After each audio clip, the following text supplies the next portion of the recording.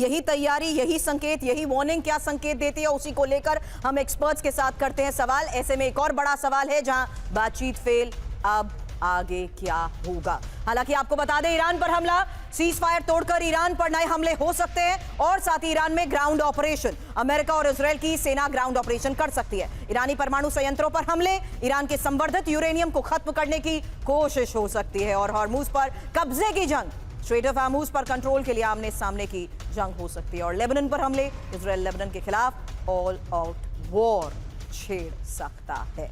अब ईरान को संवर्धित यूरेनियम पर अमेरिका की चेतावनी क्या है? ईरान से 400 किलो यूरेनियम शिफ्ट करने को कहा है और डील के लिए यूरेनियम संवर्धन रोकने की मांग की है। हालांकि यूरेनियम को लेकर ईरान और अमेरिका में ठनी हुई है और ईरानी मीडिया का बातचीत फेल होने पर भी यही बड़ा दावा है।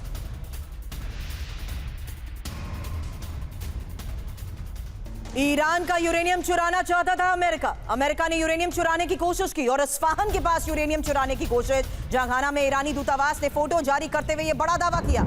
चोरी में असफल होने पर वेंस को पाकिस्तान भेजा। और बातचीत फेल होने पर ट्रंप की चेतावनी भी यही है कि ईरान से डील ना होने से फर्क नहीं पड़ता, जो हुआ उससे फर्क नहीं पड़ता, हम जीते। ईरान के खिलाफ नए एक्शन के संकेत दे दिए। तो साफ है कि ईरानी न्यूक्लियर प्रोग्राम को लेकर यूएस की डबल बयानबाजी। हालांकि यहां देखिए किस तरीके से जेडी वेंस ईरान ने न्यूक्लियर वेपन पर कोई कमिटमेंट नहीं दिया है, यह साफ कर चुके हैं। डोनाल्ड ट्रंप कह रहे हैं कि न्यूक्लियर वार्ता ग्रुप के अध्यक्ष रह चुके हैं जलीली। और साथ ही सबसे बड़ी बात, एक और बयान आपके सामने रखते हैं डोनाल्ड ट्रंप के अलावा, जहां तुलसी गबार्ड, जिन्होंने कहा कि ईरान का न्यूक्लियर संवर्धन प्रोग्राम पूरी तरीके से नष्ट। हालांकि अब सबसे बड़ा सवाल अभी भी प्रोफेसर राजन यही बना हुआ है, वार्ता फेल हो चुकी है, बमबारी की शुरुआत के संकेत मिल चुके हैं। ऐसे में आने वाले वक्त में क्या सिर्फ आपको लगता है ऑपरेशन यूरेनियम एनरिचमेंट तक सीमित रह सकते हैं? संवर्धन प्रोग्राम को लेकर दावे तमाम किए जा रहे हैं और इस बीच ईरान ने भी यही कह दिया, आप चोरी करना चाहते थे, नहीं कर पाए, इसलिए अब आप बातचीत के लिए आए। आपको लगा बातचीत करते हुए आप इसे हासिल कर लेंगे? देखिए, जो न्यूक्लियर, आप जानते हैं कि ट्रंप जो है अपने जो उनके जो लक्ष्य थे उसको हासिल नहीं कर पाया। रेजिम चेंज की पहले बात की थी, पूरा सब कुछ जो उनका जो न्यूक्लियर प्रोग्राम इत्यादि को डिस्ट्रॉय करने का भी वो क्लेम कर चुके हैं, ऐसा कुछ नहीं हो पाया। तो अमेरिका को यह दिखाने के लिए, उनकी जनता को वहाँ पे दिखाने के लिए ट्रंप को दिखाना पड़ेगा कि कम से कम उन्होंने न्यूक्लियर एनरिचमेंट प्रोग्राम को वहाँ से खत्म कर दिया है और उस लक्ष्य को प्राप्त करने में वो सक्सेसफुल हो गए, यह दिखाना चाहते हैं, इसलिए न्यूक्लियर इशू। लेकिन मैं बता दूं कि जो ईरान पे हमले हुए थे कोई न्यूक्लियर इशू को लेकर नहीं हुए थे।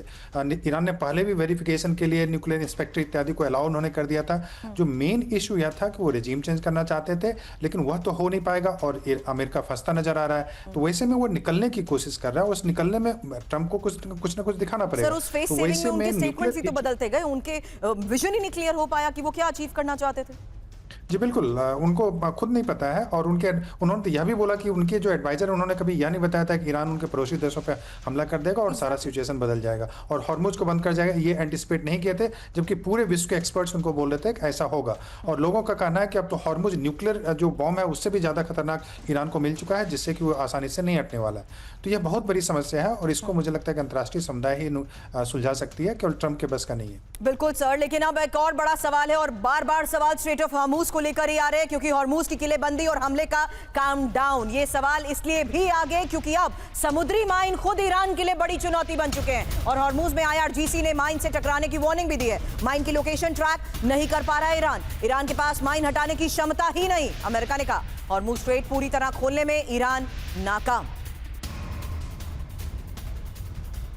और हॉर्मुज टोल सिस्टम से खाड़ी देशों पर बड़ा आर्थिक बोझ, हर जहाज से $2 मिलियन टोल लेने का ईरान का प्रस्ताव है। प्रति बैरल तेल पर लगभग $1 चार्ज का अनुमान। सऊदी, UAE और कुवैत सबसे ज्यादा प्रभावित, जहां 80% से 95% तक आर्थिक बोझ के अनुमान को लेकर दावा।